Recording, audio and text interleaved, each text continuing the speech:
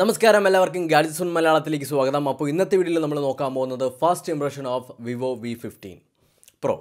അപ്പോൾ നമുക്ക് എല്ലാവർക്കും അറിയാം, ഞാൻ 2 ദിവസം മുന്നേ ഡൽഹി വരെ പോയിരുന്നു. ഡൽഹി വരെ പോയതിൻ്റെ കാര്യം എന്താണെന്ന് വെച്ചാൽ വിവോ V15 Proൻ്റെ ലോഞ്ച് ഇവൻ്റ് ആയിരുന്നു. അപ്പോൾ ആ ലോഞ്ച് ഇവൻ്റ് കഴിഞ്ഞിട്ട് എനിക്ക് യൂണിറ്റ് കിട്ടിയിട്ടില്ല. പക്ഷേ ഞാൻ അതിൻ്റെ ഒരു ഇംപ്രഷനാണ് ഇന്ന് ചെയ്യാൻ പോകുന്നത്. എനിക്ക് റിവ്യൂ ചെയ്യാൻ പറ്റുമോ ഇല്ലെന്നൊന്നും എനിക്കറിയത്തില്ല. എനിക്കൊരു യൂണിറ്റ് കിട്ടുകയാണെങ്കിൽ ഉറപ്പായിട്ട് ഞാൻ റിവ്യൂ ചെയ്യുന്നുണ്ടാവും. അപ്പോൾ ആദ്യം തന്നെ ഇതിൻ്റെ അകത്ത് ഒരുപാട് സ്പെഷ്യൽ കാര്യങ്ങളുണ്ട്. അതായത് ലേറ്റസ്റ്റ് ആയിട്ടുള്ള CPU, ലേറ്റസ്റ്റ് ആയിട്ടുള്ള ഒരു ഇൻ്റർഫേസ്, എല്ലാ കാര്യങ്ങളും ഉണ്ട്. ആദ്യത്തെ എന്ന് പറഞ്ഞു കഴിഞ്ഞാൽ നമ്മളെപ്പോഴും അനോയിങ് ആയിട്ട് കരുതിയിരുന്ന ഒരു സാധനമാണ് നോച്ച് എന്ന് പറയുന്ന സാധനം. ആ നോച്ചിനെ എടുത്ത് ഇതിൻ്റെ അകത്തുനിന്ന് കളഞ്ഞിട്ടുണ്ട്. നോച്ചിനെ എടുത്ത് കളഞ്ഞ സമയത്ത് 6.39 ഇഞ്ചിൻ്റെ ഒരു സൂപ്പർ ആമോലെഡ് ഡിസ്പ്ലേ ആണ് ഇതിൻ്റെ അകത്ത് കൊടുത്തിരിക്കുന്നത്. ആമോലെഡ് ഡിസ്പ്ലേ കൊടുത്ത സമയത്ത് എവിടെ നോച്ച് പോയി, അല്ലെങ്കിൽ നോച്ച് എവിടെ പോയി എന്നൊക്കെ നിങ്ങൾ ആലോചിച്ചേക്കാം. നോച്ചിന് പകരം അല്ലെങ്കിൽ ആ നോച്ച് വരുന്നതിൻ്റെ മെയിൻ റീസൺ എന്ന് പറയുന്നത് നമ്മുടെ സെൽഫി ക്യാമറയാണ്. ആ ഒരു സെൽഫി ക്യാമറ ഒരു പോപ്പപ്പ് ക്യാമറ ഒരു മെക്കാനിസത്തിലേക്ക് മാറി. അതായത് നമ്മൾ സെൽഫി ഓണാക്കുന്ന സമയത്ത് നമ്മുടെ ഫോണിൻ്റെ മേളിൽ നിന്ന് സെൽഫി ക്യാമറ മേളിലേക്ക് ഉയർന്നു വന്നതിന് ശേഷം ഫോട്ടോ എടുത്തതിന് ശേഷം അത് താന്നു പോകും. അങ്ങനത്തെ ഒരു പോപ്പപ്പ് ക്യാമറ ഒരു ടെക്നിക്കാണ് ഇതിനകത്ത് യൂസ് ചെയ്തിരിക്കുന്നത്.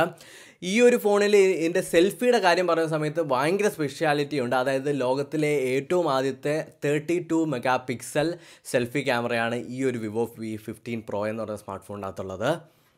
പക്ഷേ എന്തുകൊണ്ടോ ഇത്രയും ക്വാളിറ്റി ഉള്ളൊരു ഇത്രയും മെഗാ പിക്സലുള്ളൊരു ക്യാമറ ഉണ്ടെങ്കിലും പക്ഷേ ഇതിനകത്ത് ഒരു ഫ്ലാഷ് ഇൻക്ലൂഡ് ചെയ്തിട്ടില്ല. സ്ക്രീൻ ഫ്ലാഷാണ് ഇതിനകത്ത് യൂസ് ചെയ്തിരിക്കുന്നത്. അതായത് സ്ക്രീൻ വൈറ്റൺ ആയിട്ട് കാണിച്ചതിന് ശേഷം ആ ഒരു വെട്ടം യൂസ് ചെയ്തിട്ട് ഫ്ലാഷ് ആയിട്ട് യൂസ് ചെയ്യും. അത്രേ ഉള്ളൂ, സിമ്പിളായിട്ട് പറഞ്ഞു കഴിഞ്ഞാൽ. ഇനി ഇതിൻ്റെ പെർഫോമൻസിൻ്റെ കാര്യം, ഈ ഒരു സ്മാർട്ട് ഫോൺ ഏറ്റവും സ്പെഷ്യാലിറ്റി വരുന്നതെന്ന് പറഞ്ഞാൽ ഇതിൻ്റെ അകത്ത് ഭയങ്കര വലിയൊരു ക്യാമറ കോൺഫിഗറേഷൻ ഉണ്ട്, ഭയങ്കര വലിയൊരു പെർഫോമൻസ് കോൺഫിഗറേഷൻ ഉണ്ട്. അതിലേക്കൊക്കെ വരുന്നതിന് മുന്നേ ഞാൻ ഇതിനെ കുറച്ച് ഭാഗങ്ങളായിട്ട് സെപ്പറേറ്റ് ചെയ്യാം. ആദ്യം നമുക്ക് ഇതിൻ്റെ ക്യാമറയെ പറ്റി സംസാരിക്കാം. അതായത് ഏറ്റവും സ്പെഷ്യലായിട്ടുള്ളൊരു കാര്യമാണ് ക്യാമറ എന്ന് പറയുന്ന സമയത്ത് 32, ഞാൻ നേരത്തെ പറഞ്ഞ പോലെ 32 മെഗാ പിക്സലിൻ്റെ ഒരു സെൽഫി ഷൂട്ടറാണ് ഫ്രണ്ടിൽ വരുന്നത്. ബാക്കിൽ നോക്കുകയാണെങ്കിൽ ഒരു ട്രിപ്പിൾ ക്യാമറ ടെക്നിക്ക് അല്ലെങ്കിൽ ട്രിപ്പിൾ ക്യാമറ സെറ്റപ്പാണ് ബാക്കിൽ റിയർ ക്യാമറ ആയിട്ട് യൂസ് ചെയ്തിരിക്കുന്നത്. അതായത് 48 mega pixel plus 8 mega pixel plus 5 mega പിക്സലിൻ്റെ ഒരു ട്രിപ്പിൾ ക്യാമറ ഷൂട്ടറാണ് ബാക്കിലായിട്ടുള്ളത്. അതായത് ഇതിൻ്റെ 5 മെഗാ പിക്സൽ എന്ന് പറയുന്നത് ഒരു വൈഡ് ആംഗിൾ ഷോട്ടിനും 8 മെഗാ പിക്സൽ എന്ന് പറയുന്നത് നമ്മുടെ ഡെപ്ത് എഫക്റ്റിനും 14 മെഗാ പിക്സൽ എന്ന് പറയുന്നത് ഓവറോൾ കാര്യങ്ങൾക്കുമാണ് ഈ ഒരു ക്യാമറ സെറ്റപ്പിൽ യൂസ് ചെയ്തിരിക്കുന്നത്. അതുകൊണ്ട് തന്നെ നിങ്ങൾ ഈ ഒരു സ്മാർട്ട് ഫോൺ പർച്ചേസ് ചെയ്ത് കഴിഞ്ഞാൽ ഒരു വലിയൊരു ക്യാമറ കോൺഫിഗറേഷൻ നിങ്ങൾക്ക് കിട്ടുന്നുണ്ട്. ഇതിൻ്റെ റാമിനെ പറ്റി പറയുന്ന സമയത്ത് 6 GB റാമാണ് വരുന്നത്. ഇൻറ്റേർണൽ സ്റ്റോറേജ് 128 GB അല്ലെങ്കിൽ 256 GB വരെ എക്സ്പാൻഡ് ചെയ്യാനുള്ള ഓഫറും നിങ്ങൾക്കുണ്ട്. പിന്നീട് നോക്കുകയാണെങ്കിൽ ഇതിൻ്റെ പ്രോസസ്സറിനെ പറ്റി പറയുന്ന സമയത്ത് സ്നാപ്ഡ്രാഗൺ 675 ആണ് ഇതിനകത്ത് യൂസ് ചെയ്തിരിക്കുന്നത്. ലേറ്റസ്റ്റ് ആയിട്ടുള്ള ഒരു പ്രോസസ്സറാണ് ഇതിനകത്ത് യൂസ് ചെയ്തിരിക്കുന്നത്. അതുമാത്രമല്ല ക്വാൾക്കം അവിടെ ആ ഒരു ഇവൻറ്റിൽ സംസാരിച്ചെന്താണെന്ന് വെച്ചാൽ ഇന്ത്യയിലെ തന്നെ ആദ്യത്തെ 675 യൂസ് ചെയ്ത സ്മാർട്ട് ഫോൺ എന്നൊക്കെയാണ് പറഞ്ഞിരിക്കുന്നത്. എനിക്കറിയത്തില്ല. അപ്പോൾ ഇതിൻ്റെ കൂടുതൽ ഡീറ്റെയിൽ ആയിട്ടൊന്നും ഞാൻ പറയുന്നില്ല, കാരണം എൻ്റെ കയ്യിൽ ഒരു സ്മാർട്ട് ഫോൺ ഇല്ലാത്തതുകൊണ്ട് തന്നെ ഞാൻ കൂടുതൽ ഡീറ്റെയിൽ ആയിട്ട് പറയുന്നില്ല. അപ്പോൾ ഇത്ര നല്ലൊരു സ്പെസിഫിക്കേഷൻ റേഞ്ച് ഇത്രയും നന്നായിട്ട് വരുന്നുണ്ട്. ആദ്യം തന്നെ നിങ്ങൾക്ക് കിട്ടുന്നുണ്ട് ഒരു 32 megapixel front selfie camera കിട്ടുന്നുണ്ട്, ഒരു 14 mega pixel plus 8 mega pixel plus 5 megapixel rear camera കിട്ടുന്നുണ്ട്, സ്നാപ്ഡ്രാഗൺ 675 കിട്ടുന്നുണ്ട്. പിന്നീട് 3700 mAh ബാറ്ററിയാണ് ഇതിനകത്ത് യൂസ് ചെയ്തിരിക്കുന്നത്. അതും ഫാസ്റ്റ് ചാർജിങ്ങും എനേബിൾഡ് ആണ്. അപ്പോൾ ഇത്രയും ഈ കാര്യങ്ങളെല്ലാം നമുക്ക് കിട്ടുന്നതെന്ന് പറഞ്ഞാൽ അണ്ടർ 28,999, അതായത് 28,999 രൂപയ്ക്കാണ് ഈ ഒരു സ്മാർട്ട് ഫോൺ നമുക്ക് ഓഫ്ലൈൻ ആയാലും ഓൺലൈൻ ആയാലും നമുക്ക് അവൈലബിൾ ആയിട്ടുള്ളത്. ഇപ്പോൾ എല്ലാ ഓഫ്ലൈൻ സ്റ്റോഴ്സിലും എല്ലാ ഓൺലൈൻ സ്റ്റോഴ്സിലും ഇതെല്ലാം അവൈലബിൾ ആണ്. അപ്പോൾ ഇത് നിങ്ങൾ വാങ്ങണോ, അല്ലെങ്കിൽ എന്തുകൊണ്ട് നിങ്ങൾ ഈ ഒരു സ്മാർട്ട് ഫോൺ വാങ്ങണം എന്ന് ചോദിച്ചു കഴിഞ്ഞാൽ ഞാൻ ആദ്യം പറയുന്ന കാര്യം എന്താണെന്ന് വെച്ചാൽ സ്പെസിഫിക്കേഷനെ പറ്റി പറയുന്ന സമയത്ത് നമുക്ക് ഒരു വൈഡ് റേഞ്ച് ഓഫ് സ്പെസിഫിക്കേഷൻ നമുക്ക് ഇതിനകത്ത് കിട്ടുന്നുണ്ട്. അതായത് നമുക്കൊരു നല്ലൊരു സെൽഫി ക്യാമറ കിട്ടുന്നുണ്ട്, നല്ലൊരു പ്രൊസസ്സർ കിട്ടുന്നുണ്ട്, നല്ല റിയർ ക്യാമറ കിട്ടുന്നുണ്ട്. അതുകൊണ്ട് തന്നെ സ്പെസിഫിക്കേഷൻ വൈസ് ഒരുപാട് ബെറ്ററാണ്. പക്ഷേ നമുക്ക് എപ്പോഴും ഒരു സ്മാർട്ട് ഫോൺ സ്പെസിഫിക്കേഷൻ മാത്രം വെച്ച് നോക്കാൻ പാടില്ല, ഹൗ ഇറ്റ് പെർഫോംസ് അതും കൂടി നമ്മൾ നോക്കണം. അത് എക്സാക്ട്ലി ഉറപ്പായിട്ട് എനിക്കിപ്പോൾ പറയാൻ പറ്റില്ല. കാരണം എന്ന് വെച്ചാൽ എൻ്റെ യൂണിറ്റ് ഇല്ലാത്തതുകൊണ്ട് എനിക്കത് യൂസ് ചെയ്ത് നോക്കിയാലേ പറയാൻ പറ്റുള്ളൂ. യൂസ് ചെയ്ത് നോക്കാണ്ട് അതിനെ പറ്റിയിട്ട് റിവ്യൂ ചെയ്യുന്നത് വളരെ എനിക്ക് താല്പര്യമില്ലാത്തൊരു കാര്യമാണ്. അതുകൊണ്ടാണ് ഞാനത് ഒഴിവാക്കിയത്. പിന്നീട് ഏറ്റവും കൂടുതൽ ഒരു ക്വസ്റ്റ്യൻ നിങ്ങളിതിൽ ചോദിച്ചേക്കാവുന്ന ഒരു ക്വസ്റ്റ്യൻ എന്ന് പറഞ്ഞു കഴിഞ്ഞാൽ, ഈ പോപ്പപ്പ് സെൽഫി ക്യാമറ എന്നുള്ള സാധനം കുറേ നാളുകൾ കഴിയുന്ന സമയത്ത് ചീത്താവില്ലേ എന്നുള്ളൊരു ക്വസ്റ്റ്യനാണ്. അവർ വിവോ ക്ലെയിം ചെയ്യുന്നത് എന്താണെന്ന് വെച്ച് കഴിഞ്ഞാൽ നമുക്ക് 10 മില്യൺ ഷോട്ട്സ് അവർ ടെസ്റ്റ് ചെയ്തതാണ്. 10 മില്യൺ ഷോട്ട്സ് നമുക്കിത് വെച്ച് എടുക്കാൻ പറ്റും. അതായത് ഒരു ദിവസം നിങ്ങൾ 100 സെൽഫി വെച്ച് എടുക്കുകയാണെങ്കിൽ 8 വർഷം നിങ്ങൾക്ക് ഈ ഒരു ഫോൺ യൂസ് ചെയ്യാമെന്നാണ് അവർ പറയുന്നത്.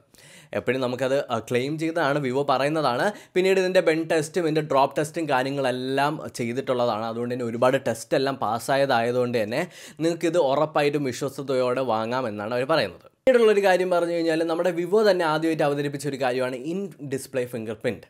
അപ്പോൾ ആ ഒരു സാധനം നമ്മുടെ OnePlus 5T 60 അപ്പോൾ അതിലെല്ലാം നിങ്ങൾ നോക്കിക്കഴിഞ്ഞ് കഴിഞ്ഞാൽ കുറച്ചൊന്ന് സ്ലോ ആണ് 60 പക്ഷേ ഇതിനകത്ത് കുറച്ചുകൂടി സ്പീഡിലുള്ള ഒരു ഫിംഗർ പ്രിൻറ്റ് റീഡറാണ് ഇതിനകത്ത് യൂസ് ചെയ്തിരിക്കുന്നത്. അതുകൊണ്ട് തന്നെ ഭയങ്കര ഫാസ്റ്റായിട്ട് നമുക്ക് ഇതിനകത്ത് ഫീൽ ചെയ്യുന്നുണ്ട്. പിന്നീട് റിയർ ക്യാമറയുടെ പിക്ചർ ക്വാളിറ്റി പറഞ്ഞു കഴിഞ്ഞാൽ അസാധ്യ ക്വാളിറ്റി റിയർ ക്യാമറ വഴി നമുക്ക് കിട്ടുന്നുണ്ട്. അത് മാത്രമല്ല നമുക്ക് നൈറ്റ് വിഷൻ എന്ന് പറഞ്ഞിട്ട് അല്ലെങ്കിൽ നൈറ്റ് പിക്ചർ എന്ന് പറഞ്ഞിട്ട് ഒരു ഡിഫറെൻ്റ് ആയിട്ടുള്ള ഒരു സെഗ്മെൻറ്റ് വരുന്നുണ്ട്. അതായത് നമുക്ക് രാത്രി കാലങ്ങളിൽ കുറച്ചുകൂടി ക്വാളിറ്റിയിലും കുറച്ചുകൂടി ലൈറ്റ് എല്ലാം ഇൻക്ലൂഡ് ചെയ്തിട്ട് ഫോട്ടോസ് എടുക്കാനായിട്ട് ഈ ഒരു സ്മാർട്ട് ഫോൺ യൂസ് ചെയ്ത് നമുക്ക് സാധിക്കും. പിന്നീട് നിങ്ങൾ എന്തുകൊണ്ട് ഈ ഒരു സ്മാർട്ട് ഫോൺ വാങ്ങാണ്ടിരിക്കാം? എല്ലാം ചെറിയ ചെറിയ കാര്യങ്ങളാണ്, എന്നാലും ഞാൻ പറയാം. ഇതിൻ്റെ ഒരു ഡിസഡ്വാൻറ്റേജസും കൂടി നമ്മൾ എന്തായാലും ഇൻക്ലൂഡ് ചെയ്യണമല്ലോ. ആദ്യത്തെന്ന് പറഞ്ഞു കഴിഞ്ഞാൽ ഇതിൻ്റെ UI, നമ്മുടെ വിവോയുടെ UI മൊത്തം ഒരുപാട് ബ്ലോട്ട്വേഴ്സ് കൊണ്ട് ഭയങ്കരമായിട്ട് അനോയിങ് ആയിട്ടുള്ള UI ആണ്. അപ്പോൾ അതെന്തുകൊണ്ടോ വിവോ ചെയ്തിരിക്കുന്ന ഏറ്റവും വലിയ വിവോയുടെ ഒരു മാർക്കറ്റിംഗ് ട്രിക്ക് ആണെങ്കിലും അത് നമുക്ക് എന്തോ അക്സെപ്റ്റ് ചെയ്യാൻ പറ്റാത്തൊരു കാര്യമാണ്. പിന്നീടുള്ളതെന്ന് പറഞ്ഞാൽ ഇതിനകത്ത് Type-C യൂസ് ചെയ്യുന്നില്ല. Type-C പോർട്ടല്ല, ഇപ്പോൾ ഉള്ള എല്ലാ ലേറ്റസ്റ്റ് സ്മാർട്ട് ഫോൺസും Type-C ആണ്. ബട്ട് എന്തുകൊണ്ടോ ഇതിനകത്ത് Type-C യൂസ് ചെയ്തിട്ടില്ല. എനിവേ ഡിസൈൻ വൈസ് പറയുകയാണെങ്കിൽ ഒരു അസാധ്യ ഡിസൈനാണ് വിവോ ഇതിനകത്ത് കൊണ്ടുവന്നിരിക്കുന്നത്. വിവോ V15 Proയുടെ ഡിസൈൻ നോക്കുകയാണെങ്കിൽ ഒരു ട്രിപ്പിൾ ക്യാമറ സെറ്റപ്പ് ഒക്കെ നല്ല രസമാണ് കാണാനായിട്ട്.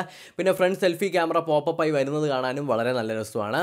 നമുക്ക് പറ്റുകയാണെങ്കിൽ നമുക്ക് ഈ യൂണിറ്റ് കിട്ടുകയാണെങ്കിൽ നമ്മൾ റിവ്യൂ ചെയ്യാം. ഇല്ലെങ്കിൽ എങ്ങനെയെങ്കിലുമൊക്കെ ആരുടെയെങ്കിലും ഏതെങ്കിലും ഒരു ഫ്രണ്ടിൻ്റെ നമുക്ക് യൂണിറ്റ് മേടിച്ചിട്ട് റിവ്യൂ ചെയ്യാവുന്നതാണ്. പിന്നീടുള്ളൊരു കാര്യം എന്ന് വെച്ചാൽ നമുക്ക് ഇതിനകത്ത് നല്ല ഒരു മൂവിയൊക്കെ കാണുന്ന സമയത്ത് നല്ലൊരു ക്വാളിറ്റി അല്ലെങ്കിൽ നല്ല രസമാണ് ഇതിനകത്ത് പിക്ചേഴ്സും വീഡിയോസൊക്കെ കാണാനായിട്ട്. അടിപൊളിയാണ് ഇതിനകത്ത് പിക്ചേഴ്സും വീഡിയോസ്. എക്സ്പെഷ്യലി നമ്മൾ നോക്കുന്ന സമയത്ത് ഏറ്റവും കൂടുതൽ നോക്കേണ്ടതും ഈ ഒരു വീഡിയോ അല്ലെങ്കിൽ നമ്മളൊരു സിനിമയൊക്കെ കാണുന്ന സമയത്ത് എത്രത്തോളം പെർഫോം ചെയ്യുന്നു എന്നുള്ളൊരു കാര്യമാണ്. കാരണം ആ നോച്ചൊക്കെ എടുത്ത് കളഞ്ഞപ്പോൾ അടിപൊളിയായിട്ടുണ്ട്. നമ്മുടെ അതിൻ്റെ ചിന്ന് കുറച്ച് തിക്കാണ്, എന്നാലും ആ ഒരു ചിന്ന് എന്തെങ്കിലുമൊക്കെ കാര്യങ്ങൾ ആ ഒരു നമ്മുടെ ചാർജിങ് പോർട്ടിൻ്റെ കാര്യങ്ങൾ എന്തെങ്കിലുമൊക്കെ ആയിരിക്കും. ചിന്ന് കുറച്ച് തിക്കാണ് അത്, പക്ഷേ നമ്മൾ കംപ്ലൈനിങ് അല്ല. എന്നാലും നമുക്ക് നല്ലൊരു സ്മാർട്ട് ഫോണാണ് വിവോ V15 Pro എന്ന് പറയുന്നത്. ആദ്യം ഞാൻ ഈ സ്മാർട്ട് ഫോൺ കണ്ട സമയത്ത് ഞാൻ സർപ്രൈസ്ഡ് ഒന്നും അല്ലായിരുന്നു. കാരണം ഇതിനേക്കാളും ബെറ്ററായിട്ട് വേറെ കമ്പനീസൊക്കെ നോക്കുന്നുണ്ട്, അല്ലെങ്കിൽ കുറച്ച് റെൻഡേഴ്സൊക്കെ കണ്ടു. പക്ഷേ ആ ഒരു ഇവൻറ്റിൽ പോയിട്ട് ഞാനത് ട്രൈ ചെയ്ത് നോക്കിയ സമയത്ത് വളരെ നല്ലൊരു സംഗതിയാണ് ഈ ഒരു സ്മാർട്ട് ഫോൺ എന്ന് പറഞ്ഞാൽ. അപ്പോൾ ഇന്ന് നമ്മൾ ചെയ്തത് വിവോ V15 Proയുടെ ഒരു ഇംപ്രഷനാണ്, ജസ്റ്റ് ഒരു ഇംപ്രഷനാണ്. നിങ്ങൾക്ക് ഇതിനകത്ത് നിന്ന് എന്തെങ്കിലുമൊക്കെ ഉപകാരമായിട്ടും നിങ്ങൾക്ക് ഈ വീഡിയോ ഇഷ്ടപ്പെട്ടിട്ടുണ്ടെങ്കിൽ തീർച്ചയായിട്ടും എൻ്റെ ചാനൽ സബ്സ്ക്രൈബ് ചെയ്യുക. അതോടൊപ്പം തൊട്ടടുത്ത് വരുന്ന ബെല്ലൈക്കൺ കൂടി എനേബിൾ ചെയ്യുക. അപ്പോൾ അടുത്തൊരു വീഡിയോയിൽ വീണ്ടും കൊണ്ടുവരുന്നതായിരിക്കും. ബൈ.